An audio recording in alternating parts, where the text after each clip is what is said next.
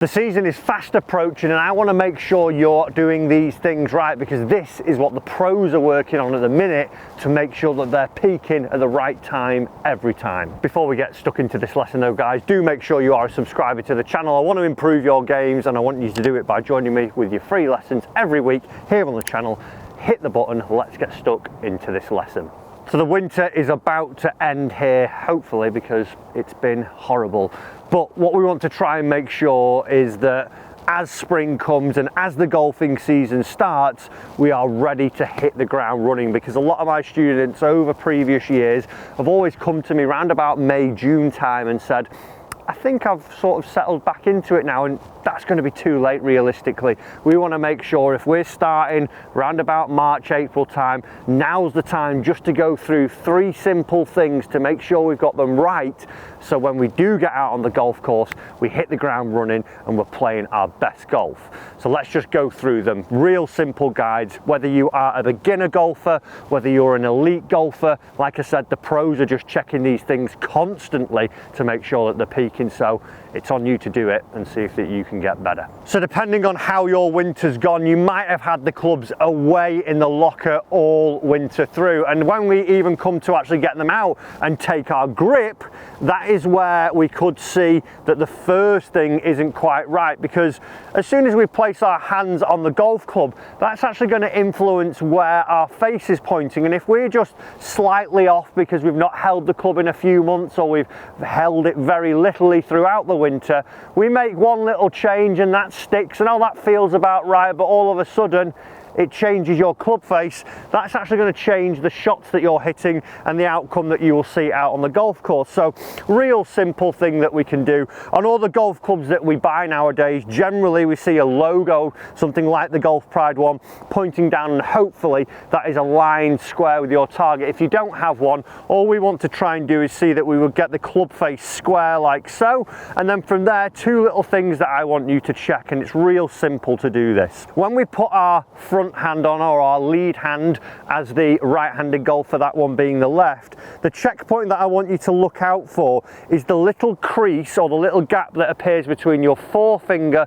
and your thumb, because what I want to see is when I put it on now, what I don't want to do is make sure it's exaggerated one way or the other. If it was too weak, that would mean it's pointing down towards my target somewhere here. So the crease now is looking out this way, and what I'll do is highlight this for you with a really bright orange tee so you can actually see where this points. So I just simply slot this in, and if you're doing this at the range, this is even a good way, even at home. Once you pop it on here, what we don't want to see is that it's pointing too much towards the target now, or vice versa.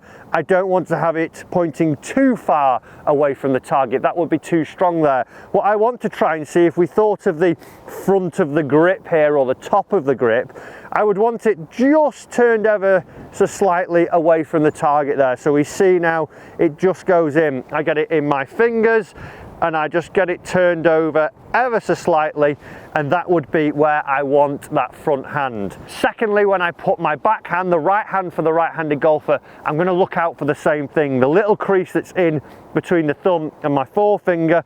Now I know I've got that front hand on good. Again, I don't want to see too much exaggeration. What I want to see is that when I've got both creases on my grip here, they actually want to be pointing up towards my right armpit as a right-handed golfer, so they're not too much to the left, they're not too exaggerated away from the right. All I've done is just make sure that I've got them pointing somewhere up like this, so as it looks, and as you see that T there, it's just pointing off ever so slightly from there. And what that does now is means that my face is square and I can actually get the correct rotation, and I can actually control the club face throughout the swing to try and give me a nice square club face through impact. So real simple, it'll literally take you 30 seconds just to check that. See where these 2 creases are they one way or the other? Let's try and get them both pointed at that right armpit there, and from there then we should be able to hit some nice little square shots just as a loosener, like so, with our 7 irons to feel we've got it. Second thing is how we're actually going to stand to the golf ball, because as I stand to this golf ball, again, I may have been the person who's left my clubs in my locker the whole year, the whole winter through, or you may have had a little bit of an injury, whatever it may be, and we just need to make sure that we're doing everything correctly as we go through this. And there's a couple key things that I would always try and influence my students to do. Now obviously, depending on your mobility and how your body is, you might have restrictions, but what we want to try and see is that we give ourselves the most athletic looking stance we can that we're able to afford ourselves. What we don't want to do is stand there looking like you can't be bothered, looking like you're smaller than you are, and looking like you're not even going to be able to move the golf club around your body in any fit state. We want to look big, we want to look tall. Imagine you've just been told you're the best looking person in the world, you've filled yourself with confidence, all of a sudden you feel bigger, your chest opens up, you feel more athletic, you feel great. You don't feel small like so. So, real simple. First thing, as we actually get any club out of our bag and as we've now taken our grip on the club, I want us to try and feel that we've pulled our shoulders back. From there then, what I want to try and see is that as I stand to it, the first thing that always goes wrong for me is that people sag down into the golf ball. So we see a lot of bend in the knees, we don't really see any bend in the hips, and we see a lot of curvature in the top of the spine. What I want to try and do is see minimal bend in my knees, so I would feel that my legs are nice and straight.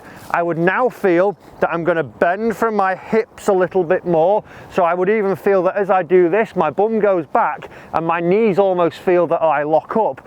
I almost feel like I'm still pulling those shoulders back and my chest is getting wider to see that my spine now stays as straight as possible. If you have a tiny rounding, we see people like Tommy Fleetwood who looks like he's got a bit of rounding in there. That's okay. Like I say, everyone's got different mobility through the body. But as long as we can see that we feel nice and tall, we bend from the hips, pushing the butt back. We feel that the knees have locked up, and then we just let them soften, and we now feel that we've got the chest nice and wide. As I address the golf ball, I feel 10 times bigger as I did to my slouch stance. So real simple, you've got your good grip. Just go through that and you'll feel, even as you do this, a lot taller. You'll feel like you're up away from the golf ball, and what that's going to allow me to do now is give myself loads of room to swing this golf club around my body and generate more speed just by actually giving me the ability to make some good turns as I go through the golf ball. So again, once you're just doing this down at the range, small little 7 irons, we get a good grip, we feel more athletic. Just tip them off there, just little chips, and just get used to being back with your golf clubs and actually getting used to hitting these shots as we go through. The third and final thing that we want to get right is our ball position. This one has a massive effect on what's actually going to happen when you deliver that golf club to the golf ball. If we've not got this right, we're going to have to see that we're making manipulations, we'll start moving differently, and it's going to cause a lot of issues. I've got my driver out here, and what I would say is that we'll look at maybe a mid iron, a long iron, and maybe the driver here. So what we would see is that I see a lot of students fall into just playing everything from the same spot. They sort of have a shuffle and think, oh yeah, that's about right, and we end up seeing that this golf ball gets too far back. The big problem is, depending on where you put the golf ball now down in the arc, as I stand to this golf ball here, if I move it further back in my arc, I'm going to have less loft, I'm going to be trapping it, I'm not going to get my desired loft onto the club and the shot that I want.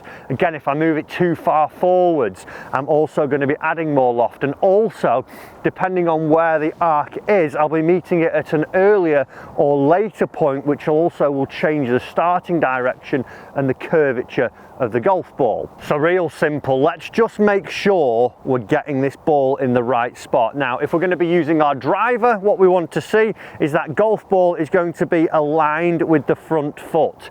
We want to maybe just flare the feet out and have it just touching the heel position there. Everyone might be ever so slightly different, but what we don't want to do is go really exaggerated in one way. What I wouldn't want to see is that I'm stood to a driver and it's pegged up and the ball position is in the middle of my stance here. It's going to affect that attack angle, it's going to affect where I'm meeting it in the arc, and ultimately it's going to affect the shot that I see being produced. Now, if I had a mid-iron, what I would want to see is that that ball wants to be pretty close to the centre. I want it just in front of the centre to allow me to get that ball and turf contact once I actually shift the weight through the golf swing. But what I wouldn't want to see is that it's somewhere up towards the front of my stance, because I'm not going to be able to get the right loft on the golf club, and I'm not going to be able to get that ball and turf club, and I'm not going to be able to produce the distance I would. Vice versa, if I had something out like a wedge, where I know a lot of people, when they're struggling, push that ball position really far back, that again is going to alter some of those factors. I want to see that my ball position with something like my 9-iron, my wedge, is placed a little bit more towards the centre of my stance. So when we're out there, just run through that. Just as you stand to it, think to yourself, right, okay, what club is it? Where do I want to see this ball actually being hit from in the arc of my golf swing? If we've got less loft, a good rule of thumb is going to be more forward up the stance, with the driver being the furthest one at our front foot. If I had less loft, more loft now, sorry, I want to be working back towards the centre of my stance with, let's say, a pitching wedge, a gap wedge, a lob wedge, sand wedge in the middle of my stance here. I wouldn't be playing my driver as I go through. And as you go through there, if you think from the middle of your body up to your front foot, depending on your stance, you've probably got about 4 to 6 inches, somewhere around there, that you could place that golf ball in your stance. As long as you stand to it and you understand where it should be going, what we're going to be able to do now is A, grip that club correctly, B, be stood to it in an appropriate athletic manner, then have it in the right spot in our stance. And if I can do this and I can make a half decent golf swing just by getting these basics right, all of a sudden I'm going to be able to actually get better golf shots just like that one, all through delivering better basics. So 3 things that I really want you to make sure you've checked before you get out onto the golf course this season. Don't just go out there not knowing, because that's when everything starts to fall down from there. Guys, I hope you've enjoyed that lesson. Make sure you hit the subscribe button, and we'll see you in another lesson very soon.